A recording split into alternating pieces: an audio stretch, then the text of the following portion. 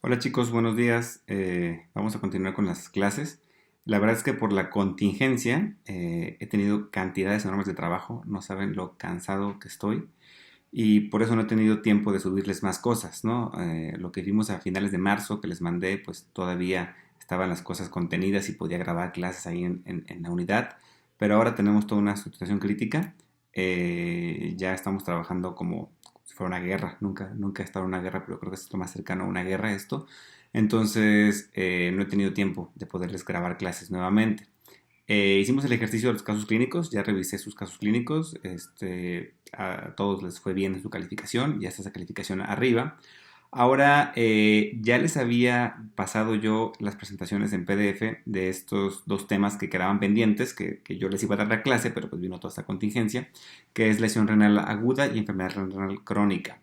Eh, Como no estoy ya en el hospital, en el área del aula y poder grabar una clase como lo hacía antes, entro a la zona de COVID, sin celular, vestido como astronauta y todas esas cosas, pues ya no he podido grabarles la clase. Lo que voy a hacer ahora es que los invito a que abran la presentación en PDF y la vayan siguiendo conmigo mientras yo les voy haciendo algunas explicaciones y aclarando algunos puntos. Lesión renal aguda.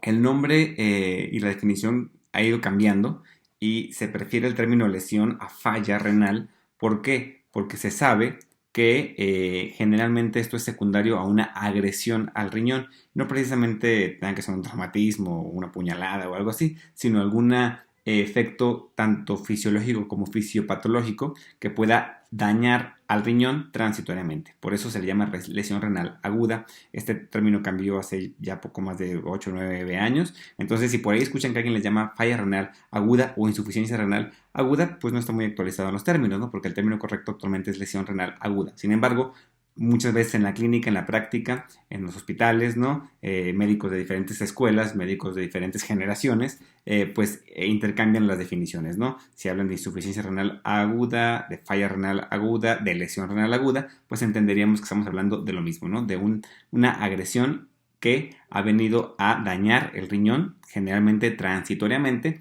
y hay estrategias para que ese riñón vuelva a su función normal, aunque en algunos pacientes, en algún porcentaje, se habla, según estadísticas, de que en un 20% aproximadamente de pacientes hospitalizados que presentan lesión renal aguda terminan con un grado de enfermedad renal crónica, ¿no? Y así dependerán de diálisis o hemodiálisis o cosas así, pues va a depender de su evolución, ¿no?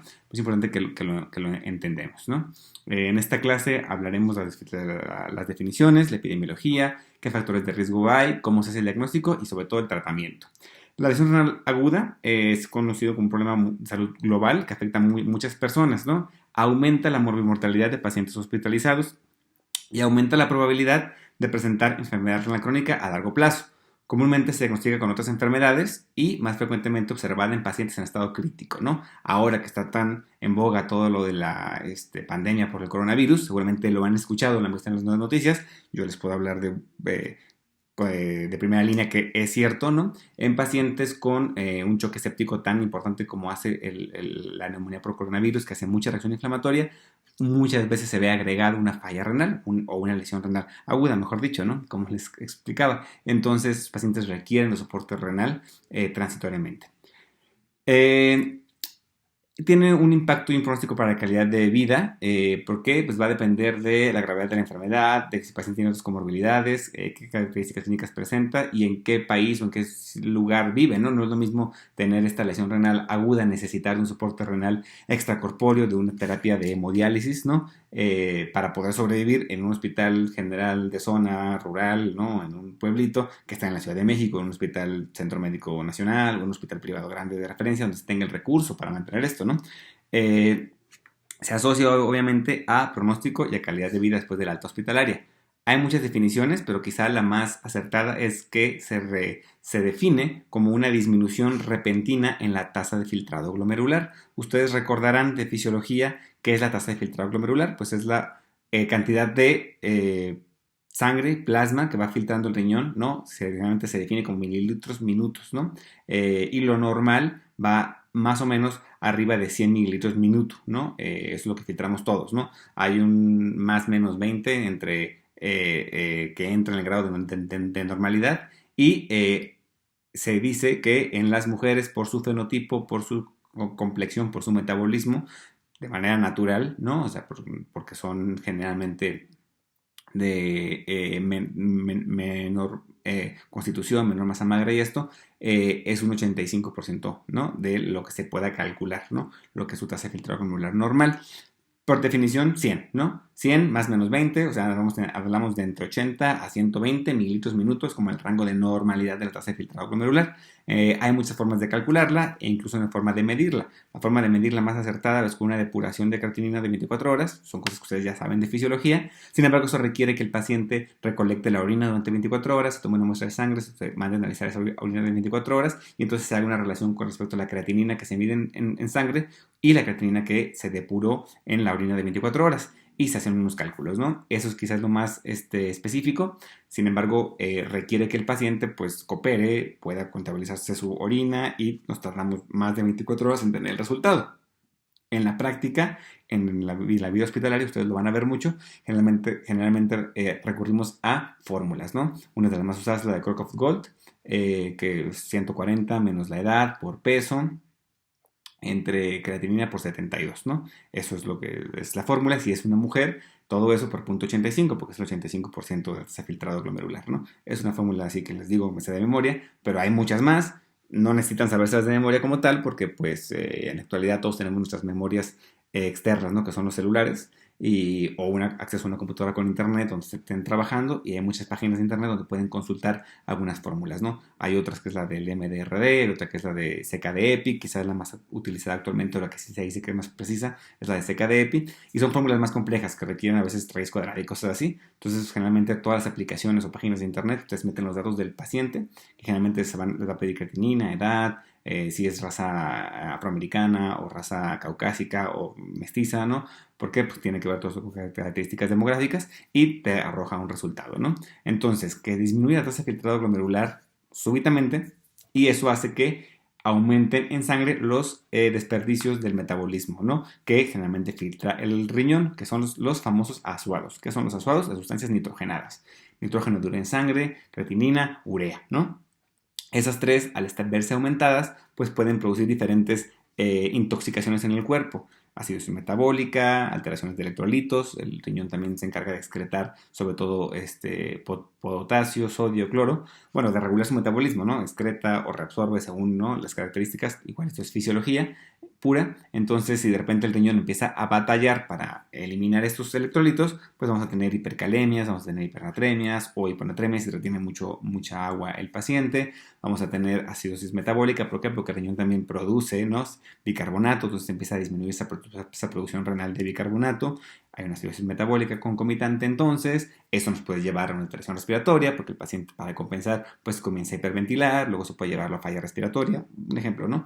Imagínense ustedes el cuadro clínico de un paciente con falla renal que está hipervolémico porque está reteniendo líquidos porque no los puede excretar, va a un trastorno hidroelectrolítico que lo lleva a tener hiponatremia porque tiene más agua de la que debería, lo lleva a tener hipercalemia porque no está eliminando el potasio como lo debería, eso lo pone en riesgo de arritmias cardíacas, comienza con acidosis metabólica, entonces empieza a hiperventilar y eso lo pone en disnea y la disnea puede ser con dos componentes, ¿no? La falla cardíaca que estoy comentando, ¿no?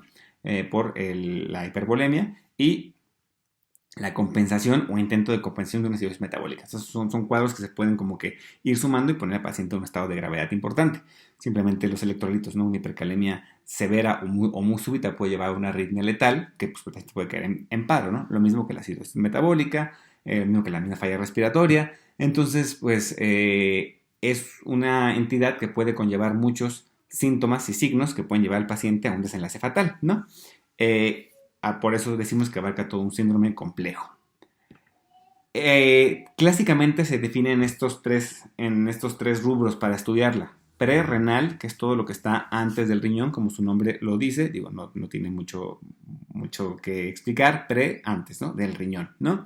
Renal, que es propiamente del riñón, y postrenal, que es después del riñón. Es muy lógico pensarlo así, pero renal, todo aquello que va antes del riñón, que pueda generar una alteración en él para que disminuya su tasa de filtrado glomerular. Tradicionalmente, alteraciones hemodinámicas, ¿no?, que comprometan la perfusión renal. Ustedes recordarán que aproximadamente el 20% del gasto cardíaco va directamente a los riñones, ¿no? Según donde lo lean, aquí dice que 25, aquí pues sí que hasta 30, ¿no? Pero tradicionalmente recordamos y acordamos la cifra que es 20% del gasto cardíaco total, o sea, de 5 litros, que es el gasto cardíaco, el 20% va a la perfusión renal. Entonces, si se altera el gasto cardíaco, se disminuye el gasto cardíaco, estado de choque, ya lo hemos platicado ampliamente, ¿no? La mayoría de estados de choque en un punto cursan con gasto cardíaco bajo, solamente el choque séptico, que por definición es hiperdinámico al principio, pues cursa con gasto cardíaco alto, pero en las primeras etapas, después generalmente se cae todo, ¿no? Entonces un estado de choque que nos lleva a que se comprometa la perfusión renal puede llevarnos a una lesión renal aguda, ¿no? Generalmente aquí no hay un daño en el parénquima, no hay un daño como tal en el riñón, es por una alteración hemodinámica, ¿ok? Y esto nos lleva a que disminuya la tasa de filtrado glomerular. Renal, alteración renal intrínseca, ¿no?, que lleva a que disminuya la tasa de filtrado glomerular, tradicionalmente glomerulonefritis, ¿no?, inflamación glomerular por alguna entidad autoinmune, por alguna entidad infecciosa, ¿no?, nos puede llevar a una lesión renal aguda, propiamente por daño renal. Y la postrenal, todo lo que va después del riñón. Pensemos en el sistema nefrourinario o urinario como la tubería y el caño, ¿no?, por el cual se sacan los desechos. Entonces imagínense ustedes que la producción de orina, ¿no?, ese ultrafiltrado que está haciendo el riñón, ¿no?, está bien, pero en los ureteros o en la vejiga, que es contiene la orina, ¿no?, antes de excretarla, o en la misma uretra, ¿no?, hay alguna alteración, hay inflamación, hay una piedra en un uretero, un lito renal, hay una próstata muy crecida, y recuerden que la próstata en los varones pues tiene una porción que abraza la uretra, entonces esa próstata muy crecida empieza a comprimir la uretra, no puede salir adecuadamente la orina, no puede vaciarse la vejiga, comienza a haber aumento de presión en la vejiga, comienza a haber flujo retrógrado hacia los ureteros, y todo eso puede generar daño renal o lesión renal aguda, y además pues una disminución en la producción de orina, ¿no?, porque el paciente no está pudiendo miccionar adecuadamente, ¿no? Generalmente todo lo postrenal es por obstrucción, entonces pues los dos ejemplos más clásicos son litiasis renal, ¿no?, o sea, litos ya sea en los ureteros o en los cálices, o la hiperplasia prostática, ¿no?, que la próstata, eso pues, se da obviamente en los varones, ¿no?, tenga un crecimiento que comprima la uretra y no pueda vaciarse adecuadamente la vejiga. Tumores, ¿no?, vesicales, tumores en el epitelio renal, pues también pueden producir este tipo de falla renal o lesión renal aguda postrenal, ¿no? Hay varias definiciones, ¿no? Por eso les comentaba, quizá la más utilizada, más reciente, es la que hizo la CADIGO en 2014. Son diferentes asociaciones de expertos médicos, ¿no?, nefrólogos, que han armado estas definiciones. RIFLE, su acrónimo es la R de riesgo, la I de injury en inglés, de lesión, ¿no?, la F de failure, falla, la L de loss, de pérdida, y la E de end stage, ¿no?, paciente terminal, ¿no? Aquí lo que hacían en RIFLE era definir pacientes en riesgo, paciente ya con lesión, paciente en falla, paciente con ya pérdida de la función renal, y paciente en etapa terminal, ¿no?, que ya vira hacia una enfermedad renal crónica, ¿no? Esa se hizo en 2007. AKIN, que es Acute Kidney Injury Network, que después le quitaron la N de Network, se quedó como AKIN nada más, en el 2012. Ellos lo definen también en lesión solamente, y lo gradifican en 3 grados, ¿no?, leve, moderada y severa, ¿no? Y la CADIGO, que es como una mezcla de las dos, que es de 2014, un poco más amplia. Finalmente todos entendemos que hay una lesión renal y que hay etapas, ¿no? No es lo mismo una lesión leve a una lesión severa, ¿no? Finalmente así es como lo van a encontrar. Entonces está este cuadro que tienen ustedes en la presentación, que habla de cómo se va a definir, ¿no?, según la clasificación, en la etapa 1, 2 y o 3, ¿no? Generalmente, ¿qué utilizamos, no? Utilizamos más AKIN, es más sencilla. ¿Y de qué habla? Bueno, una lesión renal aguda AKIN 1 es un incremento en la creatinina sérica más del 50% del basal. Necesitamos conocer el basal. Entonces ese es una gran limitante, ¿no? Ya habíamos hablado anteriormente, o si no les explico nuevamente, que la creatinina pues es un producto de degradación de la creatina, y la creatina se produce en músculo, se produce en sobre todo músculo estriado, ¿no?, en va a depender de la masa muscular y la complexión del paciente, el nivel de creatinina. Yo alguna vez les dije que mi maestro de nefrología decía en la carrera, digan no a los niveles normales de creatinina. ¿Qué quiere decir esto? Pues ustedes se hacen una prueba de laboratorio, ¿no? Y van al Chopo, al Laboratorio Médico Polanco, o al que ustedes quieran, ¿no? No es comercial, al que ustedes quieran, ¿no? Según el método que utilicen para medirla, según la calibración de la máquina que tengan, les va a arrojar un valor normal, un rango de valor normal. Por ejemplo, ¿no? A lo mejor en el laboratorio en Médico Polanco te dice que lo normal va de 0.6 a 1.2. A lo mejor en el laboratorio Hospital Español te dice que va de 0.5 a 1.3, ¿no? Y en el laboratorio del Chopo te dice que va de 0.6 a 1.2. Y así, ¿no? O sea, cada laboratorio va a tener su rango de normalidad que va a depender de la calibración y del equipo que utilicen. Y este rango pues es un valor de referencia que te da el laboratorio. Sin embargo, usando estos valores de referencia del laboratorio que sea, no es un problema del laboratorio, sino es un problema de entender cómo es que se produce, se degrada y medimos la creatinina. A lo mejor yo tengo una paciente, mujer, delgada, pequeña, que pesa 50 kilos, ¿no? Que no tiene mucha masa muscular, que no es una persona así fuerte. Y no sé, porque no le hemos hecho estudios, ¿no? Ella no suele hacerse estudios regulares, no sabe cuál es su nivel de creatinina normal, pero de repente, no sé, tiene una diarrea infecciosa, está 2 días con evacuaciones profusas, deshidratada, mal, llega a consulta, le dicen, pues, hace unos laboratorios, y el laboratorio reporta creatinina de 1.1, por ejemplo, ¿no? Y entonces el rango de normalidad va de 0.6 a 1.2. Entonces, pues, el médico que lee el estudio puede decirle, está normal, ¿no? No hay problema, ¿no? Sin embargo, probablemente ese ejemplo de paciente que estoy poniendo, que no sabía cuánto manejaba de creatinina, porque no se había hecho estudios antes, o hace mucho que no se hace, probablemente con las características que les estoy comentando, ¿no? Mujer, pequeña, baja, peso bajo, baja constitución de músculo estriado, a lo mejor ella debe andar con 0.5, ¿no? 0.4 a lo mejor de creatinina, y es su normal. Y si se fue a 1.1, prácticamente la está duplicando, ¿no? O sea, está muy incrementada. Pero si nos quedamos con el valor normal que marca el laboratorio, podemos tener un error en identificar la lesión renal, ¿no? Entonces, es un ejemplo, ¿no? Que pongo de por qué hay que ser muy juiciosos en revisar estos laboratorios y revisar a los pacientes, ¿no?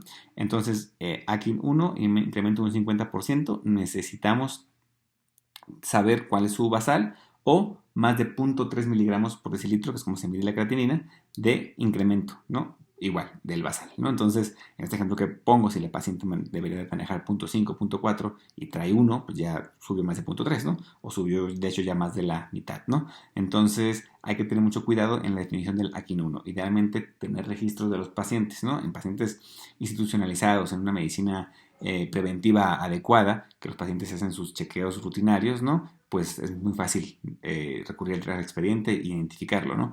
Por el laboratorio. Pero a veces en pacientes que no tienen este tipo de servicio, este tipo de medicina preventiva, es difícil identificarlo. Después la etapa 2 es un incremento del 100% de la creatinina, o sea que la doble por completo, ¿no? O sea, si yo manejaba 0.5 y ando con 1, ya, ¿no? Estoy en AKIN 2.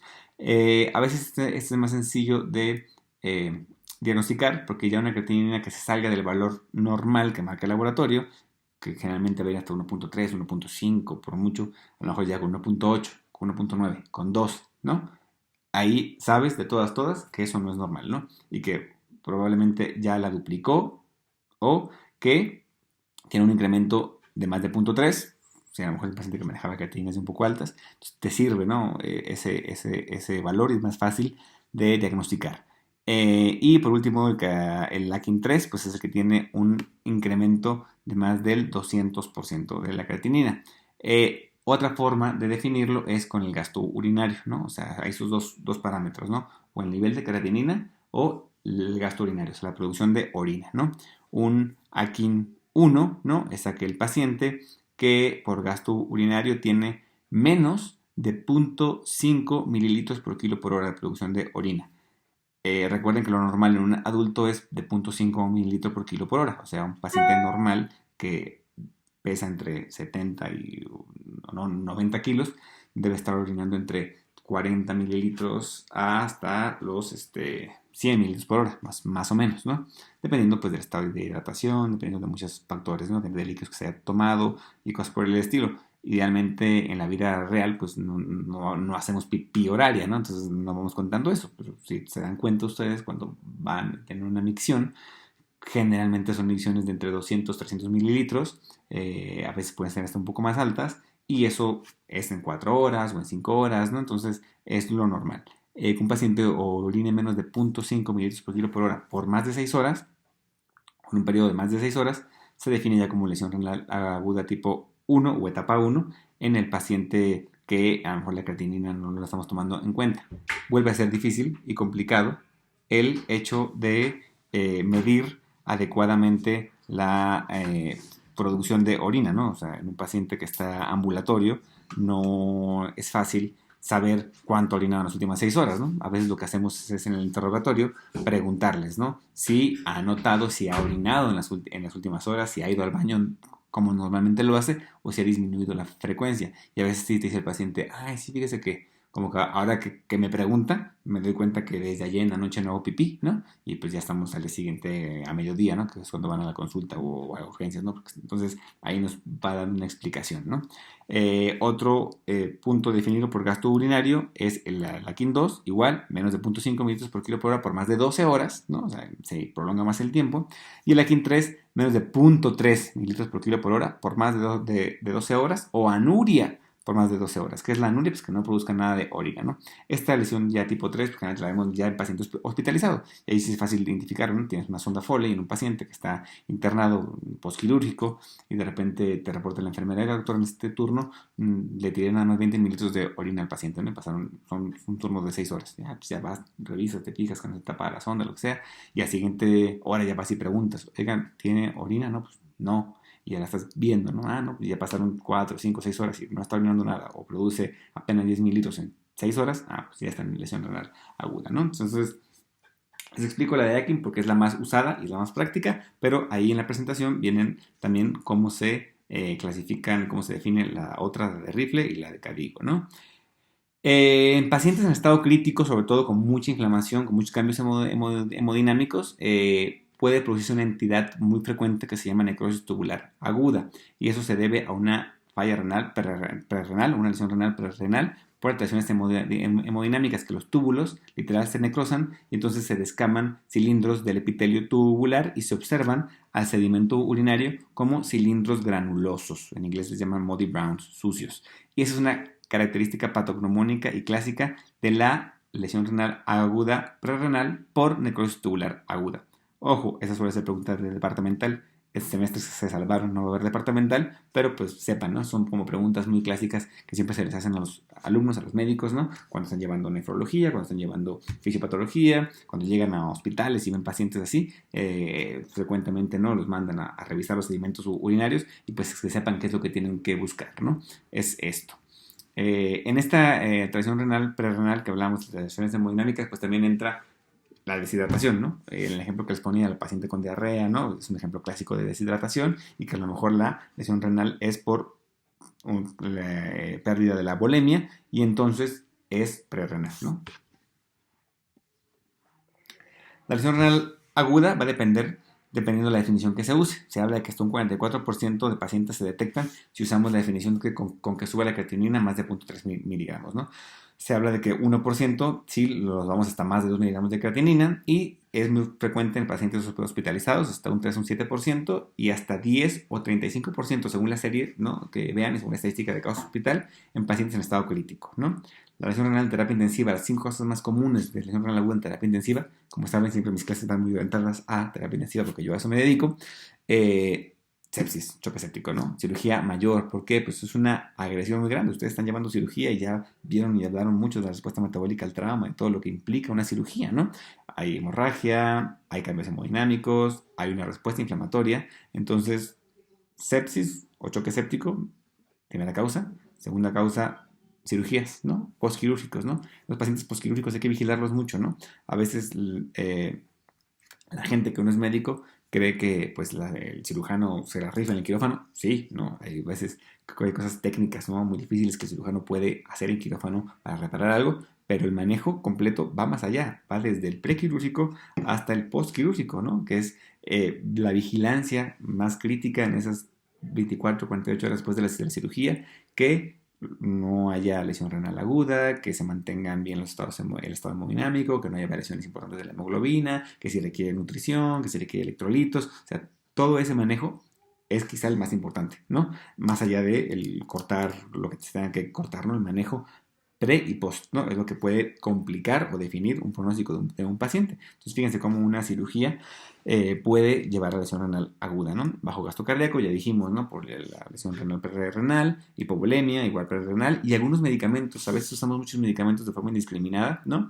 Que pueden tener interacciones o causar daño renal y no lo sabemos, ¿no? O no lo hacemos con el cuidado que deberíamos, ¿no? Clásico ejemplo, los antiinflamatorios, ¿no? Los antiinflamatorios no esteroideos, del grupo de los AINES, ¿no? Por la fisiología que alteran, ¿no? Que disminuyen la síntesis de prostaglandinas y eso disminuye la vasodilatación o genera, mejor dicho, vasoconstricción de las arterias renales, pues pueden llevar a disminución en la tasa efectiva glomerular y a lesión renal aguda. Además de que algunos depende de la sal, pueden causar incluso nefritis intersticial, ¿no? O sea, que hay inflamación.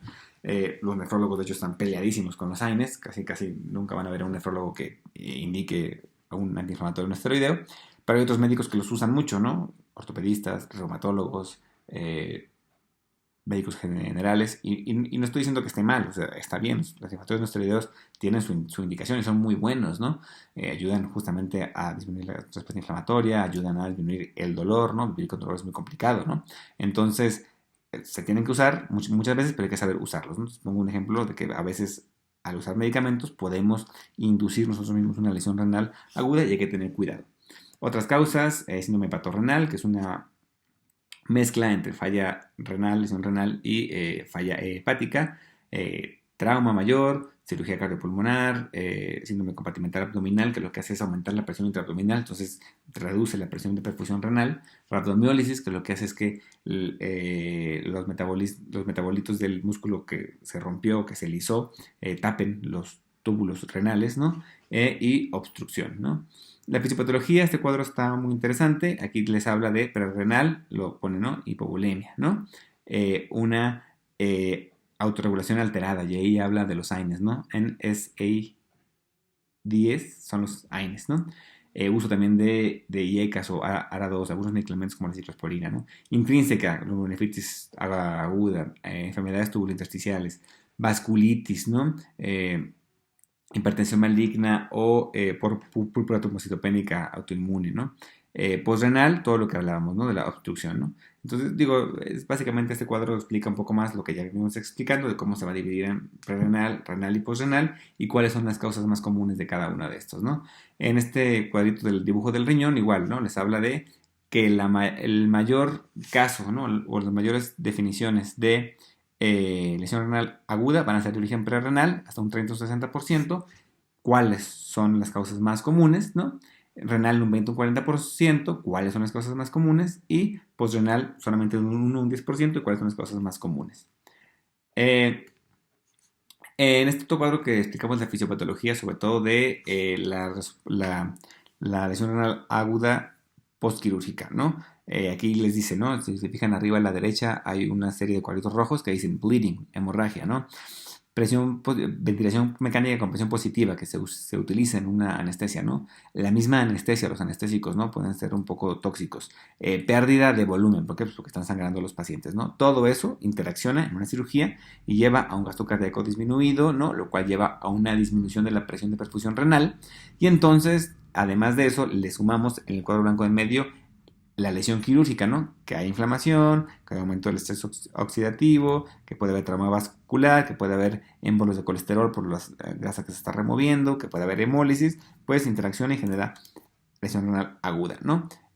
Además, al elevar las presiones del tórax con la ventilación mecánica por la cirugía, ¿no? Podemos tener cierto grado de falla cardíaca que nos lleva a una congestión renal, ¿no? Lleva a ese paciente, ¿y qué es lo primero que se hace muchas veces, ¿no? En la clínica, pues está perdiendo sangre, lo estoy operando, pues, échale agua, ¿no? Entonces empiezan a pasarle soluciones altas y eso favorece todavía mayor el edema, activa el eje renina-angiotensina-aldosterona, se activa y produce más edema y entonces puede llevar una sobrecarga de fluidos que lleva también a un edema pulmonar, ¿no? Entonces es como un círculo vicioso aquí, por eso tenemos que ser muy juiciosos, muy precavidos en cómo manejamos el volumen de los pacientes, ¿no? Y cómo se manejan los pacientes quirúrgicos, sobre todo en cuanto a el balance de líquidos en la cirugía, lo que sangra, lo que se les repone, cuánto sangre, cuánto coloide, cuánto cristaloide, y además las mediciones adecuadas de presión arterial, presión venosa central, nos puede servir mucho, ¿no? Si tuviéramos un catéter de Swan-Ganz, pues presión de oclusión de arteria pulmonar, para ir manejando adecuadamente los volúmenes y que no llevemos al paciente a una sobrecarga de fluidos sumada al edema perirenal que está teniendo por todo lo que comenté, puede llevar a una lesión renal aguda, ¿no? Hay una diapositiva ahí que habla de un caso, es que generalmente cuando daba esta clase les ponía un caso al principio y luego discutíamos el caso, no la tomé mucho en cuenta, pero vamos a hacer el ejercicio en lugar del caso completo con el resumen que viene aquí. Que les digo, un paciente presenta disminución de flujos urinarios, tiene más de 6 horas con un gasto urinario menor a 0.3 mililitros por kilo por hora. La creatina de control a las 6 horas es de 2.5, ¿no? Tiene falla respiratoria que persiste, por lo cual se tiene que intubar, ¿no? Se inicia ventilación mecánica invasiva y tiene falla cardiovascular que tiene requerimientos de aminas vasoactivas. Se le pone norepinefrina a dosis de 0.2 gamas, ¿no? ¿Esta paciente tiene lesión renal aguda?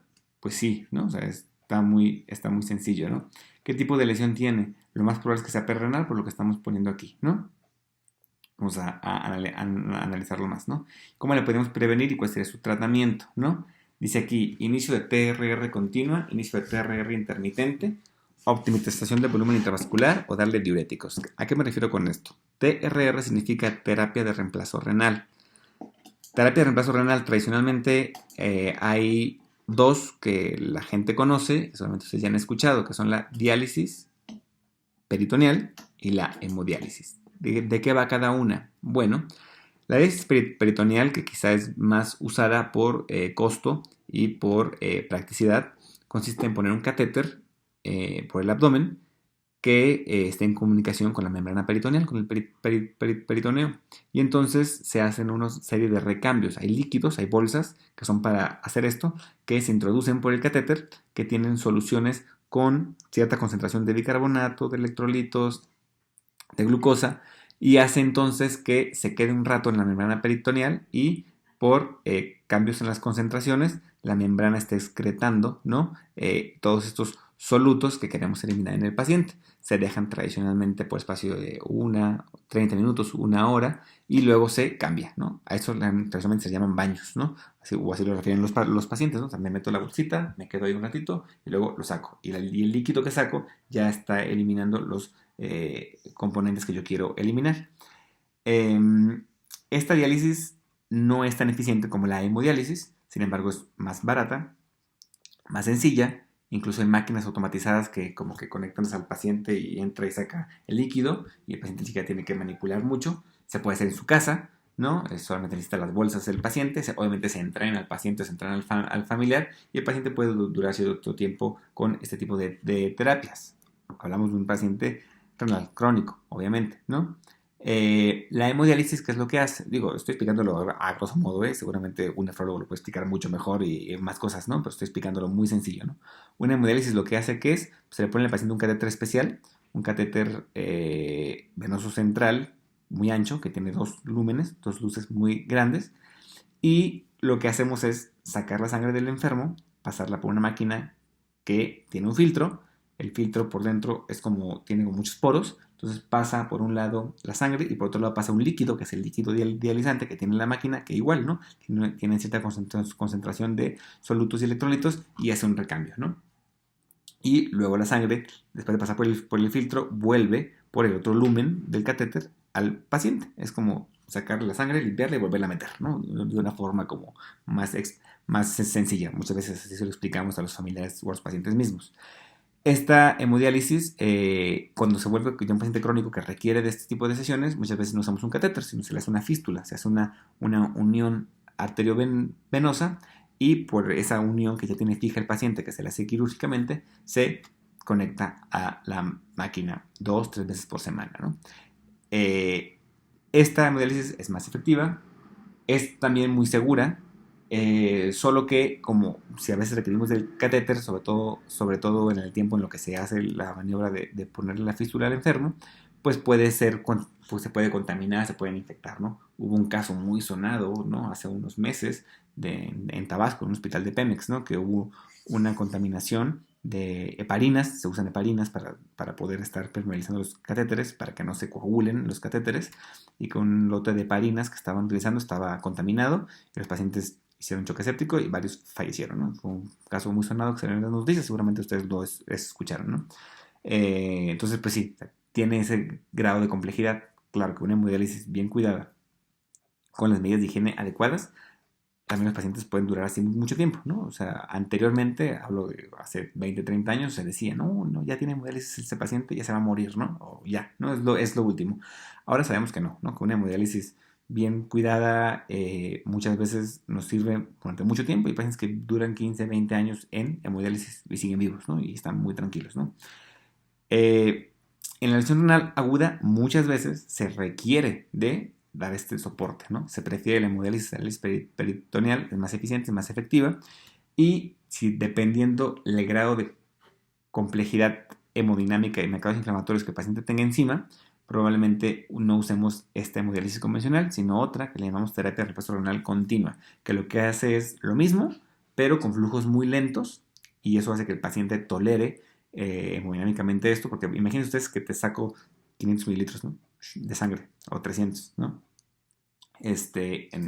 Claro, en minutos, en horas, pero estos cambios suelen hacer que los pacientes durante una sesión de hemodiálisis se les baje la presión, tengan taquicardia, o sea, es como decía uno de mis maestros de nefrología también, es como poner el corazón en una prueba de estrés, ¿no? Entonces hay pacientes que no toleran una hemodiálisis.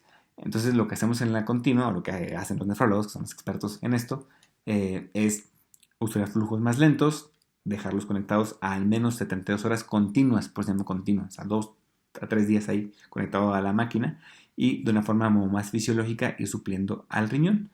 Idealmente, sobre todo en pacientes críticos, ¿no? Pacientes que están con alteraciones hemodinámicas, con arritmias cardíacas, intubados, en una terapia intensiva que hacen lesión renal aguda, preferimos una terapia de reemplazo renal continua a una intermitente, que sería la hemodiálisis tradicional, ¿no? Que muchas veces después de suplementar al riñón con esas terapias, requiere el paciente cierto grado de mantenimiento con hemodiálisis continuas.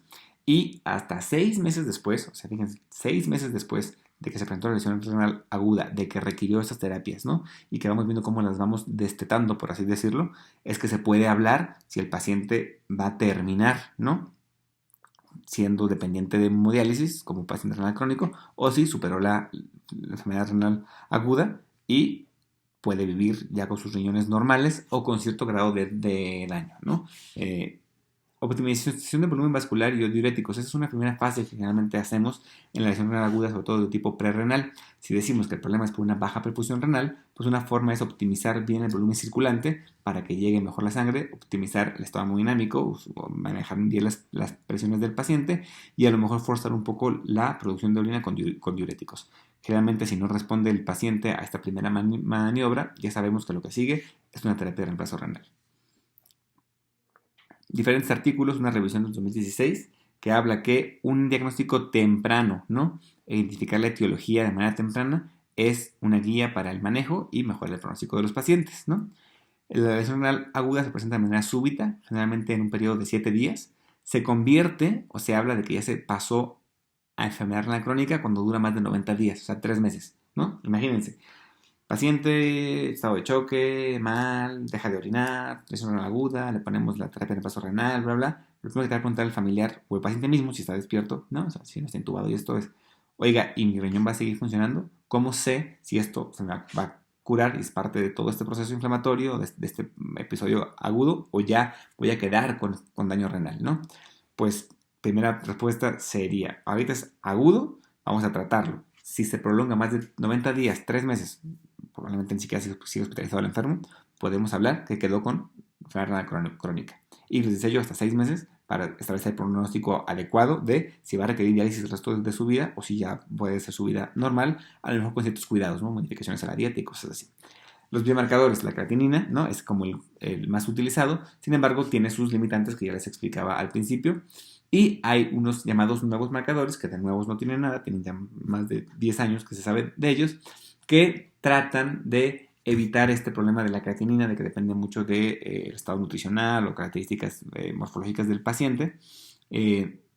Y podemos así identificar la lesión renal de forma más temprana y más segura, ¿no? El gasto urinario pues es otra, ¿no? Que también, pero generalmente cuando ya vemos una disminución del gasto urinario, pues ya la lesión está bien planteada, ¿no? Aquí les hablaba de lo de la creatinina, aquí se explica, ¿no? Que es un producto de reacción de la creatina, que se encuentra en el músculo estriado, que se encuentra también en el hígado, entonces, cómo se mide su aclaración, ¿no? Aclaramiento, por ahí, y eso es como el gold standard, sin embargo tiene sus limitaciones, ¿no? Esta gráfica que viene aquí también en la presentación es muy interesante porque habla cómo, si fijan ustedes, los cambios en la concentración de creatinina cuando el paciente tiene creatininas normales, por así decirlo, o sea que rondan entre el 0 y el 1, cambios muy pequeños pueden significar una pérdida de la función renal muy importante. Ya cuando el paciente maneja creatininas altas, cambios pequeños o hasta grandes a lo mejor no significan igual tanta pérdida. Vamos a explicarlo un poquito más para que quede claro. Aquí ronda entre la normalidad el 0 y el 1, ¿no? Entonces, si yo tengo eso de creatinina entre 0 y 1, o sea, 0.5 por definición, ¿no? Mínimo tengo 60 mililitros minuto de filtrado glomerular, ¿no? Y estoy normal. Pero si de 1 se me va a 4, si de 1 se me va a 1.8, ¿no? Me traslapo en la gráfica hacia el lado izquierdo, casi al 2, a perder menos de 40, perdón, mejor dicho, a tener menos de 40 mililitros minutos de filtrado glomerular. O sea, decía que andaba arriba de 60, que es lo normal. Dijimos que 100 era lo normal, sin embargo, para hablar de falla renal o de lesión ya, con disminución de tasa de filtrado glomerular, se define que la tasa esté abajo de 60, ¿no? O sea, todavía tenemos como un rango de seguridad en el que pues, a lo mejor andas ahí bajito con 90 o 75, es aceptable. Menos de 60 ya estás en lesión renal aguda, ¿no? Entonces, decía que si yo tengo 0.5, 0.8 y ando arriba de 60, ¿no? En mis niveles, en mi filtrado glomerular, si yo me voy a 1.8, ¿no? 1.5, bajo a menos de 40, o sea, he perdido 30 mililitros, ¿no? En cambio, si yo manejo 5 de creatinina, mi tasa de filtrado glomerular está aproximadamente en 20, y si me voy a 6, se queda en 19, ¿no? O sea, fíjense cómo la curvita es así, ¿no? Justamente nos habla de eso, ¿no? Entre yo más creatinina tenga, o sea, cuando ya tengo enfermedad crónica, yo soy crónico, ya manejo creatininas de 3, de 4, me sube de 4 a 5, he perdido 5, 10 mililitros de filtrado glomerular. No es un daño funcional tan importante, aunque sea aparatoso en el marcador de laboratorio. En cambio, cuando tengo creatininas normales, manejo 0.8, 1, ¿no? 0.5, que me suba a 2, que me suba a 1.9, ¿no? Estoy perdiendo más de 20 mililitros de filtrado glomerular. De ahí que es importante entender esto para los laboratorios, ¿no? Cuando llega el paciente. El diagnóstico, ¿no? El diagnóstico lo tenemos que hacer, obviamente, lo en forma más temprano posible. Debemos de tener en mente ciertas cosas que pueden también favorecer la lesión renal aguda, como la sobrecarga de fluidos que nosotros mismos hayamos dado a los pacientes, ¿no? De los nuevos marcadores que les mencionaba, quizá más usados la cistatina C y la epsidina y el famosísimo N-gal la gelatinasa asociada a la lipocaína de neutrófilos, ¿no? Ahí en el cuadro viene cómo se miden y cuánto es lo normal o esperado. ¿Qué creen? ¿No? Aunque les llamamos nuevos y que les digo que de nuevos no tienen nada, pues en muchos hospitales no tienen la tecnología para medirlos, ¿no? Y en los hospitales donde se tiene, pues suele ser una prueba cara. Entonces, pues también hay que valorar mucho si tú crees que el paciente pueda desarrollar lesión renal aguda. Muchas veces lo ideal es tomarlos cuando el paciente va llegando a urgencias, sin el cuadro clínico tan franco, pero con un estado de choque, con alteraciones hemodinámicas importantes, y pues si tomas este marcador te puede predecir, ¿no? Y te pone en alerta para buscar la lesión renal aguda, ¿no? Finalmente el diagnóstico va a ser clínico y con la toma de algunos marcadores, ¿no? Clínico me refiero a revisar al enfermo, a evaluar su estado hemodinámico, a evaluar la producción de gasto urinario, a evaluar si tiene o no tiene edema, cómo está su estado de hidratación, y luego lo complementamos con marcadores, ¿no? Marcadores creatinina, BUN, urea, los más usados, rápidos, sencillos, pero a lo mejor sus alteraciones las hacemos ya que está instalada bien la lesión. Podemos intuirlos un poco si usamos marcadores nuevos como cistatina C o NGAL, ¿no? Y el diagnóstico también se puede diferenciar entre si hay cambio funcional y daño o hay daño solamente, ¿no? Hay pacientes que pueden tener, no pueden, o sea, están bien, no tienen un daño, pero sí un cambio funcional en cuanto a la producción, ¿no? A la tasa de filtrado. Y hay pacientes que tienen daño, pero no tienen una pérdida de la función o una disminución en la función. Entonces es importante definir bien esto con la tasa de filtrado glomerular. ¿Cómo lo vamos a tratar? El mejor tratamiento es la prevención, ¿no? Pero bueno, vamos a prevenirlo ¿cómo? Pues optimizando el estado hemodinámico, que los pacientes no tengan valle de hipotensión, que los pacientes tengan una buena volumen circulante efectivo, prevenir, ¿no? la deshidratación, la hipovolemia, ¿no? Eh, Mejorar todas sus condiciones cardiovasculares, eh, poder en su momento de manera temprana, a lo mejor después de la optimización, hacer la prueba de reto de diurético que le decimos, ver si el paciente responde a diurético, si produce orina de forma adecuada, o si no es así, pues tempranamente pensar en la terapia de reemplazo renal. Si la lesión renal es renal, ¿qué significa tratar la causa? Si hablamos de una glomerulonefritis, muchas veces se requieren de tratamientos inflamatorios esteroideos, ¿no? Y o si es por una infección, pues tratar la infección. Si es posrenal, identificamos la causa de la obstrucción, ¿no? El hito ahí, la piedra, pues obviamente liberar esa obstrucción. El tratamiento finalmente entonces va a ser multidisciplinario, ¿no? El médico de cabecera, internista, que lo esté viendo, pues puede tratar de optimizar todas estas medidas, pero si encontramos que hay una falla postrenal y que se tiene que liberar una obstrucción, pues finalmente el tratamiento va a ser quirúrgico, ¿no? Que entre el urólogo y que quite esa piedra, ¿no? Si encontramos la causa renal, ¿no? De una nefritis, pues tenemos que a lo mejor hablarle al nefrólogo, que nos ayude a tratarla con algún tipo de terapia antiinflamatoria, o si es por algo infeccioso, pues tratarlo con el antibiótico, ¿no?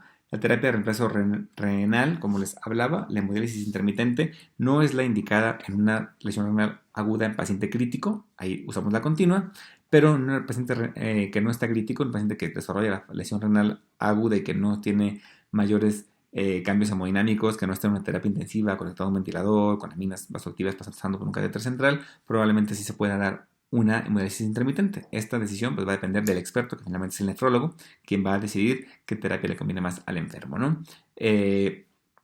No existe un consenso con respecto a cuándo se debe de iniciar la terapia de reemplazo renal. Hay quienes son un poco más conservadores que dicen, dale chance, soluciones así, diurético, vamos a ver, y esperan 2 o 3 días a ver si mejora, y como que no lo quiero conectar porque a lo mejor se queda dependiente, ¿no? Y como que está ese temor. Hay quien es más agresivo y dice, vamos a conectarlo y lo sacamos rápido de esto y luego vemos, ¿no?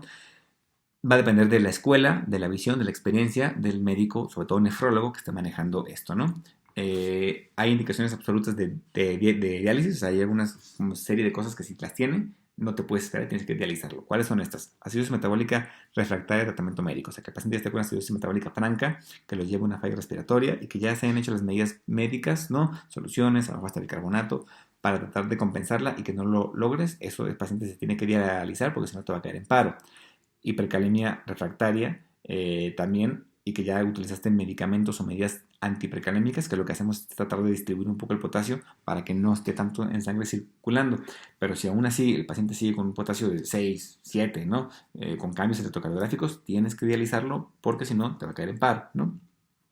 Eh, Pericarditis urémica, ¿no? Que el paciente tiene un derrame pericárdico severo, que incluso lleva falla cardíaca, que sea por uremia, sobrecarga de volumen, ¿no? Que esté ya con datos de edema pulmonar, que se esté ahogando porque no puede respirar, porque tiene líquido en todas partes, porque su riñón no está funcionando. Son como que las claves que tienes que dializar a ese paciente, ¿no?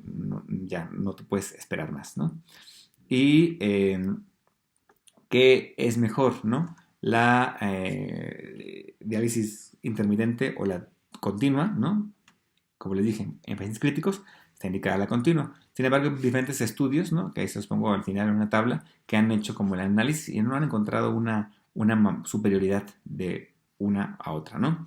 Idealmente se dice que la terapia en el vaso renal se inicia tempranamente, cuando la iniciamos menos de 6 horas después de que inició la oliguria, y tardío cuando es más de 6 horas que inició la oliguria, ¿no?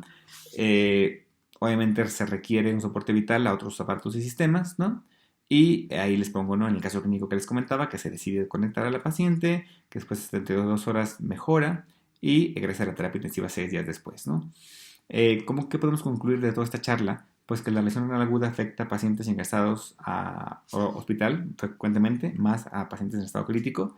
Tenemos de prevenirla, como optimizando el intravascular, evitando alteraciones hemodinámicas persistentes, ¿no?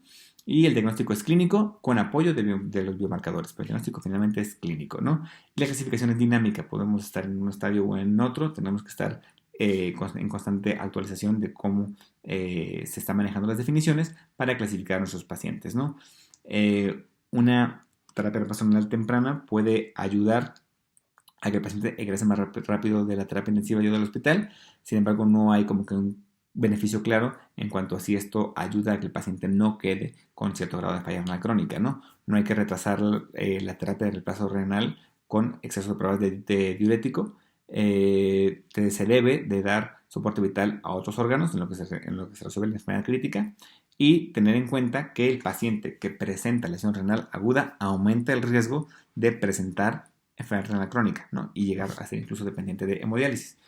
¿Cuánto? Les decía que un 20% es como el número mágico, el que todo el mundo habla, pero según donde lo lean, algunos dicen que hasta 25 o 30% de los pacientes que tienen lesión renal aguda van a tener enfermedad renal crónica y van a quedar dependientes de diálisis probablemente. Pero pues eso en un episodio agudo no lo sabemos, ¿no? Hay que explicarle todo esto al paciente y a la familia para tomar la mejor decisión de si ese paciente entra a una conexión de terapia de reemplazo renal o no.